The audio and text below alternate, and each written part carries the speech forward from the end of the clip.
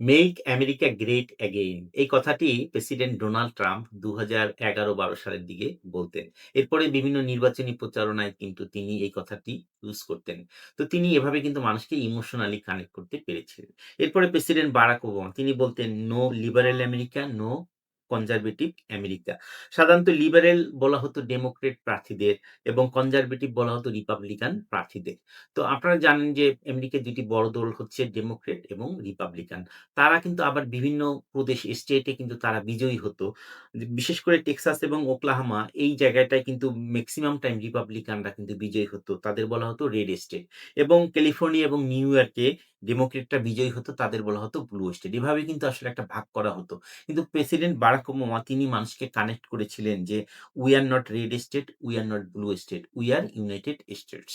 তো এভাবে একজন গ্রেট লিডার কিন্তু আসলে মানুষের ইমোশন দিয়ে, মানুষের রেসপেক্ট দিয়ে একটা কনসাইজ মানে সংক্ষিপ্ত একটা কমিউনিকেশনকে দিয়ে কিন্তু মানুষকে কানেক্ট করতে পারে। এবং সংক্ষিপ্ত একটা কমিউনিকেশন দিয়ে কিন্তু আব্রাহাম লিঙ্কন মানুষকে কানেক্ট করেছিলেন। তিনি পেটিসবার্গে, পেনসিলভেনিয়ায় তিনি একটা বক্তৃতা দিয়েছিলেন। সেই বক্তৃতার দৈর্ঘ্য ছিল মাত্র ১.৫ মিনিট। তিনি বলেছিলেন, "government of the people, by the people, for the people." তিনি গণতন্ত্রের একটা ক্লাসিক্যাল একটা সংজ্ঞা দিয়েছিলেন।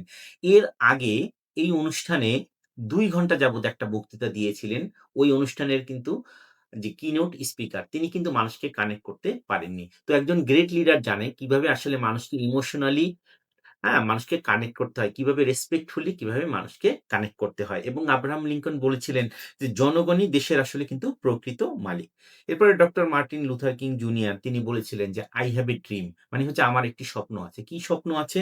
আমার স্বপ্নটা হচ্ছে বর্ণবাদ বৈষম্য শেষ হবে, সবার মানবিক মর্যাদা নিশ্চিত হবে এবং জাতিগত বৈষম্য কিন্তু দূর হবে। এভাবে কিন্তু তিনি মানুষকে কানেক্ট করেছিলেন। এবং প্রেসিডেন্ট জর্জ ডব্লিউ বুশ যখন ২০০১ সালে টুইন টাওয়ারে যখন হামলা হয় তখন তিনি ওই জায়গায় উপস্থিত হয়ে তিনি ছোট একটা ভাষণ দিয়েছিলেন। তিনি বলেছিলেন, "I can hear you.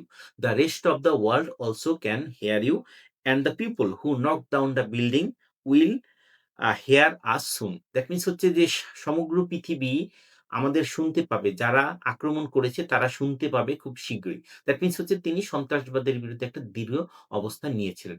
তো এখানে আসলে যে মেইন জিনিসটা সেটা হচ্ছে যে একটা কমিউনিকেশন এর পিছনে একটা ইমোশন থাকে, একটা রেসপেক্টফুল একটা কমিউনিকেশন থাকে, এটা একটা সংক্ষিপ্ত হতে হয়, এখানে একটা ট্রাস্ট থাকে এবং এখানে কিন্তু ২ পক্ষের একটা চাওয়া পাওয়া থাকে। লিডারের কাছে একটা চাওয়া পাওয়া আছে, জনগণের কাছেও লিডারের একটা চাওয়া পাওয়া থাকে। এই জিনিসগুলি যখন একসাথে সিনক্রোনাইজ হয় তখন কিন্তু একটা হার্ট টু হার্ট কানেকশন হয় এবং একটা হার্ট টু হার্ট কমিউনিকেশন হয় এবং এটাকে আমরা ম্যাগনেটিক কমিউনিকেশন বলতে পারি।